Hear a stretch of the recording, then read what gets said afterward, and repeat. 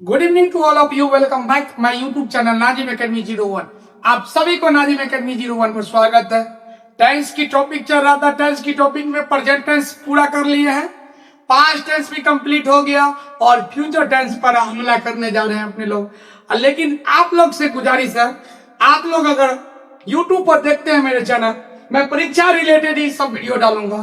परीक्षा में जो जहां से टॉपिक पूछा जाएगा, टेंस के बाद वॉइस के भी वीडियो डालूंगा। इसके लिए आप लोग अगर मेरा वीडियो देखना चाहते हैं तो नोटिफिकेशन को जरूर ऑन कर लिया कीजिए, ताकि फ्यूचर परफेक्ट टेंस के बाद फ्यूचर परफेक्ट कॉन्टिन्यूअस टेंस का वीडियो जाए तो आप पर यूं ही चल जाएगा। आप जैसे यूट्यूब खोलेंगे आप पर वीडियो पहुंच जाएगा। अगर ये चाहते हैं कि मेरा हर एक वीडियो आपके पास जाए तो नोटिफिकेशन को ऑन जरूर कर लीजिएगा सब्सक्राइब करने के बाद। चलिए मैं टेंस स्टार्ट कर रहा हूं, ध्यान दीजिएगा। Future perfect tense, future perfect tense किसे कहते हैं? तो that the form of the verb, that the form of the verb which we get this knowledge that any event या action, any event या action has completed या finished in future time, कौन time Babu? Future time is called future perfect, कौन future perfect tense. यानी क्रिया के जिस रूप से हमें यह जानकारी हो कि कोई भी कार्य या घटना, कोई भी कार्य या घटना आने वाले समय में, आने वाले समय के मतलब क्या? फ्यूचर टाइम में समाप्त हो या पूरा हो, उसे फ्यूचर परफेक्ट टेंस कहते हैं। फ्यूचर परफेक्ट टेंस जिस तरह present perfect tense past perfect tense का पहचान था, प्रेजेंट परफेक्ट टेंस का पहचान क्या था? डॉट डॉट डॉट, चुका है, चुकी है, चुके हैं। उसी तरह पास्ट परफेक्ट का भी था, चुका था, चुकी थी, चुके थे। सेम उसी प्रकार फ्यूचर परफेक्ट टेंस का भी पहचान है। डॉट डॉट डॉट, चुकेगा, डॉट डॉट डॉट, चुकेगा, चुकेगी, चुकेंगे, चुकूंगा। यहाँ स्ट्रक्चर देखो। अब इसका स्ट्रक्चर देख लेते हैं। तो सब्जेक्ट प्लस शैल या विल प्लस हैव प्लस भी प्लस सब्जेक्ट। ध्यान जाइएगा, सब्जेक्ट प्लस शैल या विल। मेरे साथ आप लोग भी लिखे, शैल या विल प्लस हैव प्लस भी प्लस ऑब्जेक्ट। याद रहे, आप ये न सोचेंगे कि यहां पर अगर ही आ गया या सी आ गया या इट आ गया या वन नेम आ गया। क्या आ गया बाबू? One name. सर तो बोले थे ही सी इट वन नेम के साथ हैज लगा देंगे। ये सर आपको लगेगा नहीं, हमने ऐसा प्रेजेंट परफेक्ट टेंस में बोले हुए थे, फ्यूचर टेंस में नहीं बोले हैं। कि आप यहां पर देख रहे हैं शैल विल है बाबू, शैल विल के साथ शैल और विल क्या है? तो एक मोडाल वर्ब है। और इसके बाद क्या चाहिए? V1 चाहिए। और ये V1 का काम कौन करेगा बाबू? शैल या विल के बाद अगर V1 का काम करेगा तो वो कौन है? हैव है। अगर आप हैज दे देते हैं तो ये क्या हो जाएगा? गलत हो जाएगा। ये हैज क्या हो गया? एक तरह का भी हैव हो गया। आप लोग को बताए थे एस वाला और बिना एस वाला। तो यहाँ पर शैल विल के बाद क्या लगेगा बाबू? बिना एस वाला, इसीलिए यहाँ पर हैव होगा। क्या होगा? हैव होगा। ध्यान रखिएगा, आप लोग रखिएगा। सब्जेक्ट के बाद क्या देना है? शैल विल, उसके बाद हैव, उसके बाद भीतरी और उसके बाद ऑब्जेक्ट देंगे। हाँ, कुछ एक्स्ट्रा वर्ड रहेगा तो उसके लिए OW भी लिख सकते हैं। जैसे ध्यान दीजिए, वो गीत गा चुकेगी। देखिए सी तो आया लेकिन हैज है नहीं है, क्योंकि शैल विल के बाद क्या लगता है? V1। और शैल विल के बाद यहाँ पर कौन है? V1 का काम क्या? हैव किया। ध्यान दीजिए, तो she will have song a song, she will have song a song. मैं क्रिकेट खेल चुकूंगा, I shall have played cricket, I shall have. I के साथ तो हैव लगता था, लेकिन हाँ आई के अनुसार हैव नहीं लगा है, फ्यूचर परफेक्ट टेंस के अनुसार हैव लगा। फ्यूचर परफेक्ट टेंस का फिर से स्ट्रक्चर याद कर लीजिएगा। सब्जेक्ट प्लस शैल या विल, शैल या विल प्लस हैव। ये हैव को भूलिएगा नहीं, हैव ही देना है। मिस्टेक से हैव नहीं देना है आपको। हैव देंगे सेंटेंस गलत हो जाएगा, स्ट्रक्चर भी गलत हो जाएगा। आगे देखिए, आप लोग पानी पी चुकेंगे। You will have. अब पीना का मीनिंग क्या होता है? ड्रिंक। तो drink, drunk, drunk, sorry drink, drunk, drunk. Drink DRIN K, DREN K drunk, ये V2 हुआ। DRUN के ड्रंक, ये भीतरी हुआ। तो यहाँ पर क्या लगा? भीतरी। आप लोग पानी पी चुके, you will have drunk water. आप और भी पूछ सकते हैं, आप लोग प्रश्न पूछ चुकेंगे, आप लोग मुझे अनुमति दे चुकेंगे, वे लोग झगड़ा कर चुकेंगे, वे लोग लड़ चुकेंगे, आप लोग अंग्रेजी बोल चुकेंगे, आप लोग एक रोज धारा प्रवाह अंग्रेजी बोल चुकेंगे। आप तो अंग्रेजी बोल रहे हैं, आप ही कोशिश कीजिए कि मैं भी इंग्लिश बोलूंगा। I shall have a speak English, spoken English, sorry, I shall have a spoken English, मैं भी अंग्रेजी बोल चुकूंगा। I shall have to speak English, ये भी पढ़ाएंगे। I have to speak English, ये भी पढ़ाएंगे। I had to speak English, ये भी पढ़ाएंगे। I am to speak English, ये भी पढ़ाएंगे। I was to speak English, ये तमाम पढ़ाएंगे। लेकिन धीरे धीरे पहले आप लोग फोकस कहां डालना है? फ्यूचर परफेक्ट टेंस पर। चलिए इसका निगेटिव स्ट्रक्चर देख लेते हैं। सब्जेक्ट प्लस शैल या will plus not plus have plus भी थे, plus not plus have plus भी थे। जैसे वो गीत नहीं गा चुकेगी, she will not have sung a song, she will not have sung a song. ध्यान दीजिएगा, मैं क्रिकेट नहीं खेल चुकूंगा, आई शैल नॉट हैव। एक चीज और ध्यान में रखना है, शैल विल के बाद ही हैव देना है। शैल विल के बाद आपको क्या देना है? तो नोट देकर उसके बाद हैव देंगे। ये आप कदापि गलती नहीं करेंगे कि शैल या विल देकर, शैल या विल उसके बाद देंगे हैव, उसके बाद नोट। तो ये आपका क्या हो जाएगा? गलत हो जाएगा। ये बाबू क्या हो जाएगा? गलत हो जाएगा आपका।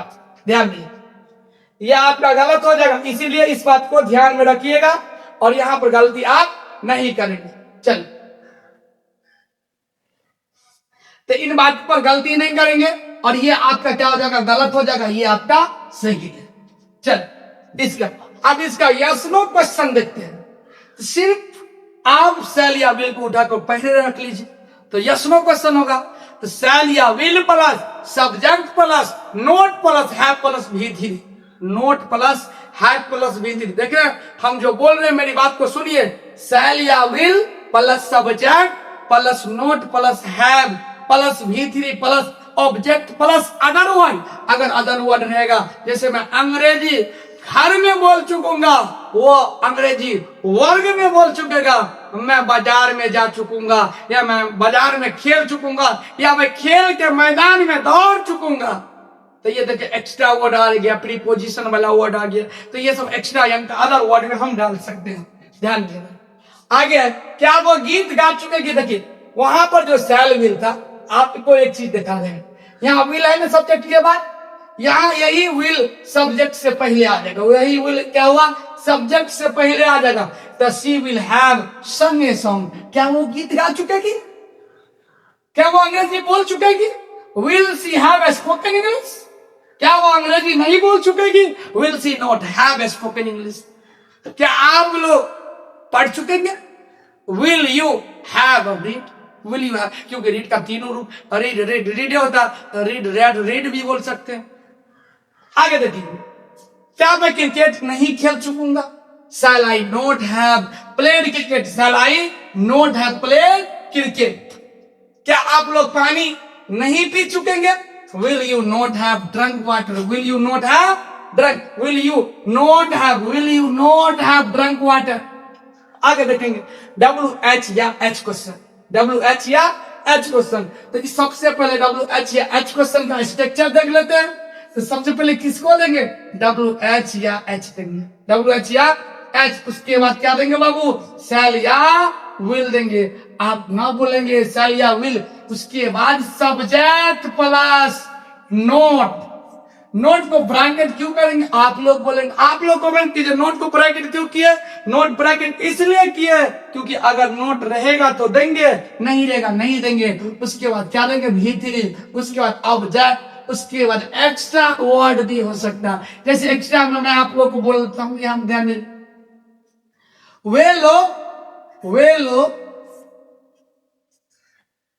कमरा में क्यों नहीं खेल चुकेंगे? वे लोग कमरा में क्यों नहीं खेल चुकेंगे? खेल चुकेंगे, गौर कीजिए, चुकेंगे, गौर कीजिए। अब वे लोग कमरा में क्यों खेल चुकेंगे? मेरे प्यारे बच्चे, इसमें क्वेश्चन खोजिए, इसमें क्वेश्चन है क्या? तो क्यों है क्वेश्चन, तो क्यों को उठाइए, तो WHY। अब देखो वे लोग के साथ क्या लगता है बाबू? तो विल लगता है। Y will? दे। नोट है, देखिए इसमें खोजिए नोट है, कहां सा नोट है, तो नोट देंगे। Why will they, why will they, note है, नोट है। अब प्लेट, क्या बाबू प्लेट करके भीतरी चाहिए। प्लेट क्या, प्लेट है, क्रिकेट है नहीं है, ऑब्जेक्ट के रूप में नहीं है। लेकिन उसके अलावा क्या, प्लेट के बाद क्या, मे को इंग्लिश में क्या कहते हैं, इन। ध्यान रखिएगा, मे का भी आप लोग को रूप मिलेगा, प्रीपोजिशन के क्लास में आपको दिखाएंगे। आपके एग्जाम में प्रीपोजिशन आता है, क्लास 12th में भी प्रीपोजिशन आता है, और प्रीपोजिशन का चक्कर यूं चुटकी में बजाकर आपको समझाएंगे कि प्रीपोजिशन क्या होता है, कैसे हम देखते हैं प्रीपोजिशन को मार देंगे। ध्यान दीजिएगा यहाँ पर, तो इसमें इन देंगे। अब इन क्यों दिए, खैर अभी बता देते, इन ये बाउंड्री है, कमरा क्या है, बाउंड्री, कमरा के साइड में होता है, आप तो बाहर ग्राउंड को नहीं कर सकते, कमरा है, आप कमरे को कमरा कहेंगे, तो इसीलिए इन द रूम देंगे। क्या देंगे बाबू, इन द रूम। किसी को प्रॉब्लम नहीं। अब इसका यहां पर भी एग्जाम्पल कुछ दिए हुए, देख लीजिए। उसी आप लोग को जो बोला गया कि बाबू एक ट्रांसलेशन को 6 तरीके से आप बोल सकते हैं, तो देखिए ये 6 तरीका है ना, वो गीत क्यों गा चुकेगी। Why will she have sung a song, why will she have sung a song. मैं क्रिकेट कहां नहीं खेल चुकूंगा, देखिए आगे कहां नहीं। Where shall I not have played cricket, where shall I not have played cricket, where shall I not have played cricket। आगे देखिए, ध्यान दीजिएगा, आप लोग पानी कब नहीं पी चुकेंगे, when will you not have drunk water, when will you not have drunk water। देखिए आप जो WH या H वर्ड जल्दी, जितना जल्दी हो सके उतना जल्दी आप याद कर लीजिएगा। आप जितना ही जल्दी याद करेंगे WH कॉन्सेप्ट आपके दिमाग में रहेगा। जैसे हम बोलेंगे बाबू इसमें बताओ, इस सेंटेंस में क्या WH क्वेश्चन है, तो आप क्यों बता देंगे। देखिए क्या, मैं क्या पढ़ूंगा, मैं क्या पढ़ूंगा, तो ये सब्जेक्ट के बाद है क्या, इसलिए ये WH क्वेश्चन हुआ। लेकिन अगर मैं बोल दूं क्या मैं पढ़ूंगा, क्या मैं लिखूंगा, क्या मैं जाऊंगा, तो इसका जवाब यस या नो में होगा। लेकिन आपसे बोल दिया जाए आप अंग्रेज, आप क्या पढ़ेंगे, तो आप इसका जवाब तो नहीं दे सकते हैं यस या नो सर, इसीलिए उसको WH क्वेश्चन कहेंगे, और जिसका जवाब यस या नो में हो। अगर जैसे आप लोग को पूछ सकते हैं क्या आप अंग्रेजी बोल चुकेंगे, तो बोलेंगे यस सर या तो नो सर। लेकिन आपको बोलेंगे आप क्या खेल चुकेंगे, आप क्या खा चुकेंगे, तो इसको आप यस या नो में जवाब नहीं दे सकते, उसको घुरा कर जवाब देना है, जिलेबी की तरह जवाब देना है। इसीलिए WH क्वेश्चन को याद करना आपको बहुत ही सख्त जरूरी है। देखिए व्हाट माने क्या होता है, वो क्या, व्हेन माने कब, व्हाई माने क्यों, ये बार बार क्यों कर रहे, ताकि आपको देखते देखते याद हो जाए। वेयर माने कहां, हु माने कौन, और इसमें ए वर्ड लगाएंगे अभी जस्ट, तो कौन से क्या होगा आप भी देखिएगा, अर्थ अनर्थ हो जाएगा, बदल जाएगा, दूसरा अर्थ हो जाएगा। अभी जस्ट मैं लगाकर दिखाऊंगा। विच माने कौन से, हुज माने किसको, हुम माने किसको, देखो किसका यहां पर भी है और किसको यहां पर भी है, ये हुज और ये हुम है। व्हाट ऑल माने क्या क्या, सुनते हो खाना में क्या क्या बना है, नाश्ता में क्या क्या बना है, तो आप पूछ सकते हैं व्हाट ऑल, आप बोलेंगे व्हाट एल्स, और क्या। कोई पूछेगा आप लोग अंग्रेजी बोल पाते हैं और क्या, वे लोग क्रिकेट खेल पाते हैं और क्या, तो आप बोल सकते हैं और क्या। ध्यान दीजिए, whomever जो भी या जो कोई भी, जो कोई भी सुने होंगे, जो कोई भी मेरा मोबाइल चुरा है वो दे दीजिए, नहीं तो मैं केस कर दूंगा। तो जो कोई भी लैपटॉप छुआ वो हाथ उठाइए, जो कोई झूठ बोले हैं वो जेल जाएंगे, जो कोई चोरी करेंगे वो जेल जाएंगे। तो जो कोई, आगे ध्यान दीजिए, अब देखिए यहां पर ध्यान दीजिए, इसमें देखिए गौर से देखिएगा, तो whom ever देख रहे और wherever देख रहे बाबू, और यहां से देखिए whoever हमने अभी बोला था, यहां who भी पढ़ा था और यहां पर भी who पढ़ा था। एक तरफ यहां who के मतलब क्या हुआ, कौन, लेकिन यहां whoever लगे, ever whoever, तो whoever माने जो कोई या जो कोई भी, wherever जहां कहीं भी, आप लोग जहां कहीं भी हो, आप लोग आए और मेरे YouTube चैनल पर नाजिम एकेडमी का धारा प्रवाह अंग्रेजी सीखने की कोशिश करें, तो जहां कहीं भी यूज कर सकते हैं। व्हाटएवर, जो भी या जो कुछ भी कहता है, आपके पास जो कुछ भी है मेरा ही तो है, या मेरे पास झूठा दिलासा दिलाते हैं ना, मेरे पास जो कुछ भी है वो आपके ही है, कहने से वो नहीं जाता है। लेकिन यहां पर कभी ऐसा बोलना पड़ा कि मेरे पास जो कुछ भी है वो आपका है, तो आप यूज कर सकते हैं इस सेंटेंस को, बिना कोई देरी के, बिना कोई डर के, बिना कोई भय के आप यूज कर सकते हैं। इसका भी यूज कैसे करेंगे इसका भी हम बताएंगे। टेंस होने दीजिए, टेंस होने के बाद बताएंगे।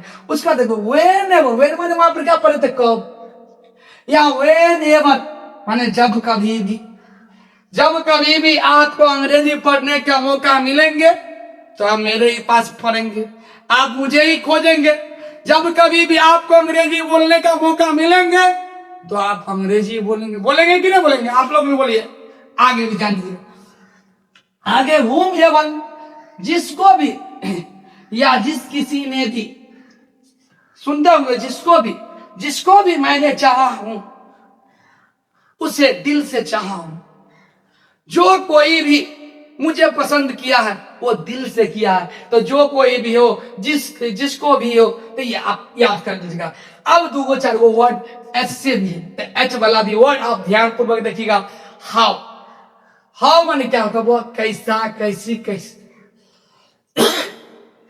कैसा, कैसी, कैसे। हाउ एवर माने, हाउ एवर, हाउ एवर अभी लगाए थे एवर सब में, तो हाउ एवर माने हालांकि। हालांकि मैं अंग्रेजी पढ़ाने की कोशिश करता हूं, लेकिन आप लोग अंग्रेजी पढ़ते नहीं है। हालांकि वो घर जाने की कोशिश करते हैं, लेकिन घर जा नहीं पाते हैं। हालांकि आप लोग भी बैठे बैठे अंग्रेजी पढ़ने की, बोलने की कोशिश करते हैं, लेकिन बोल नहीं पाते। क्यों? आप ट्राई नहीं करते हैं। ट्राई कीजिए ना, आइए ना नाजिम एकेडमी पर डेली, आपको डेली बाय डेली अंग्रेजी सिखाया जाएगा। हाँ, रोज नया नया ट्रिक दिया जाएगा।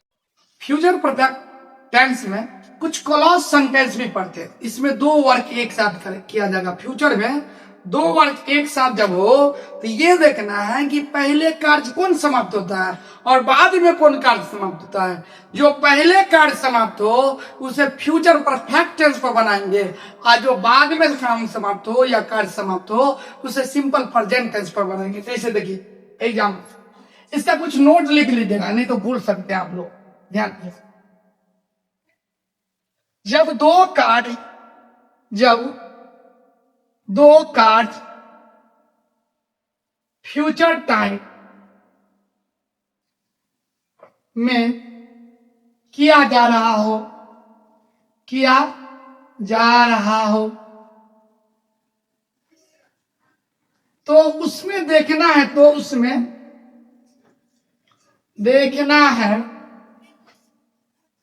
है कि कौन सा कार्य पहले होता है और कौन बाद में। जब ये पकड़ लेंगे तो ये देंगे, ध्यान दीजिए। उसके बाद हम क्या देंगे, जब ये पकड़ लेंगे तो जो कार्य पहले समाप्त हो, जो कार्य पहले समाप्त हो उसे फ्यूचर परफेक्ट टेंस के स्ट्रक्चर पर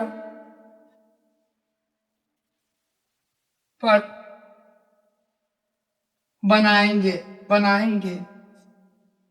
दूसरा पॉइंट, जो बाद में समाप्त हो, जो कार्य बाद में समाप्त हो बाबू, जो कार्य बाद में समाप्त हो, ध्यान दीजिएगा।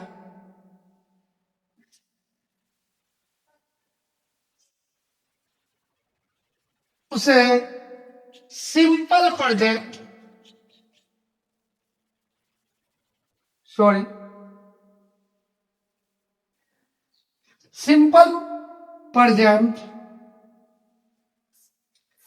टेंस के स्ट्रक्चर पर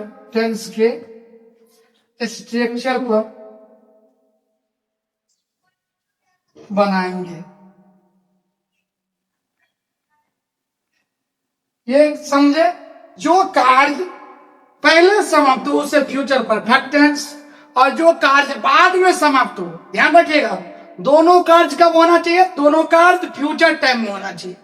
जब दो कार्य फ्यूचर टाइम में हो तो उसमें देखना है जो कार्य पहले समाप्त हो उसे फ्यूचर परफेक्ट टेंस के स्ट्रक्चर पर, और जो बाद में समाप्त हो इसे सिंपल प्रेजेंट के स्ट्रक्चर पर बनाएंगे। चलिए ध्यान दें,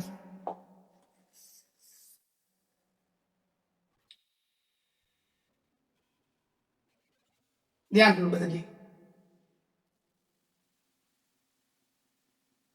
अब देख, आपको एक पहले तो ये जान लेना कि उसको बनाएंगे, जो पहले समाप्त हो उसे पहले बनाएंगे। तो इसका स्ट्रक्चर देख लीजिए किस तरह होगा, ध्यान दो। सब्जेक्ट प्लस शैल या विल प्लस हैव, क्या होगा? है प्लस V3 प्लस बिफोर, क्या होगा? Before plus subject plus V1 या V5। देखिए V1 या V5 आया ना, सिंपल प्रेजेंट टेंस के स्ट्रक्चर है कि नहीं? V1 या V5 प्लस ऑब्जेक्ट ध्यान रखिए। अब इसका स्ट्रक्चर के साथ आपको ट्रांसलेशन देना है। यदि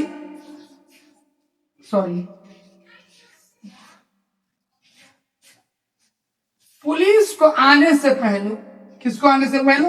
पुलिस को आने से पहले, पुलिस को आने से पहले, आने से पहले, आने से पहले,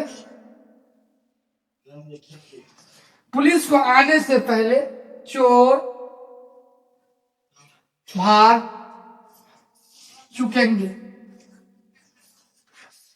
पुलिस को आने से पहले चोर भाग चुकेंगे।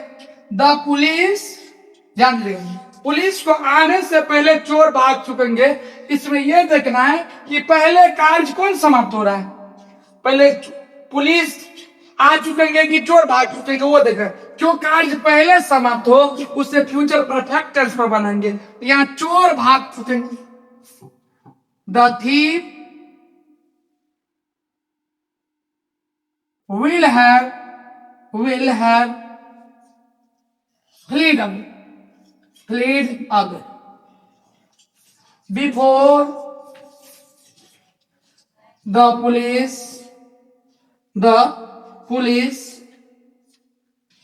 ध्यान दीजिएगा, पुलिस का, या कम्स भी दे सकते हो। अगर सिंगलर मान पर चलिएगा तो कम्स भी दे सकते, कोई दिक्कत? इसको मैं इधर कर लेता, ध्यान दीजिएगा आप लोग। तो ये देख लीजिए, एक और दो एग्जांपल दे देता हूं। यहां देखिए,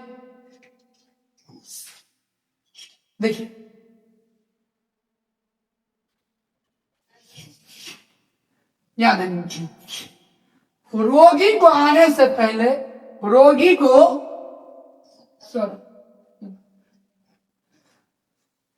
डॉक्टर को आने से पहले, डॉक्टर को आने से पहले, आने से पहले रोगी मर चुकेगी। डॉक्टर को आने से पहले रोगी मर चुकेगी। सीता को पहुंचने से पहले मैं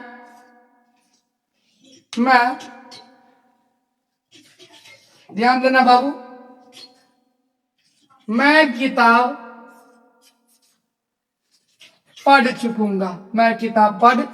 चुकूंगा।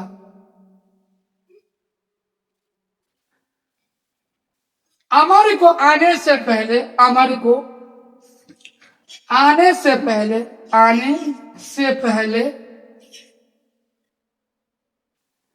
आप लोग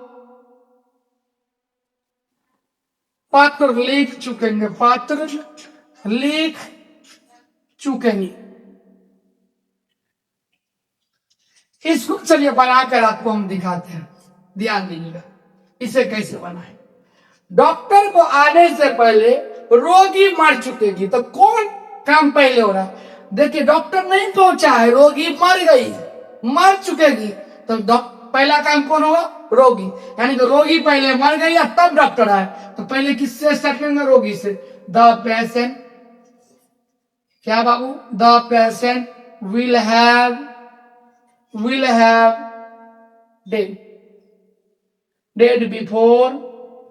dead before the doctor comes. The doctor comes क्यों लगा? क्योंकि सिंपल प्रेजेंट के इस लेक्चर में आप लोग पढ़ेंगे एक एस वाला, एक बिना एस वाला, यानी कि जो एस वाला है वो V5 है, जो एस वाला नहीं है वो V1 है। आप लोगों को बताए थे ही सी इट के साथ एस वाला लगाएंगे यानी कि V5 लगाएंगे, और अदर के साथ हम लगाएंगे V1। जैसे सीता को पहुंचने से पहले मैं किताब पढ़ चुकूंगा, तो कौन पढ़ चुकूंगा? I shall have read a book। Sita को पहुंचने से पहले, तो पहले का मीनिंग क्या देंगे? बिफोर। सीता पहुंचने से पहले, देखिए पहुंचने का रीच भी होता है, अराइव भी होता है। चलिए अराइव्स देते हैं, क्या बाबू? अराइव्स। अमर को आने से पहले आप लोग पत्र लिख चुकेंगे, तो आप लोग पत्र पहले लिख चुकेंगे, तो यू विल हैव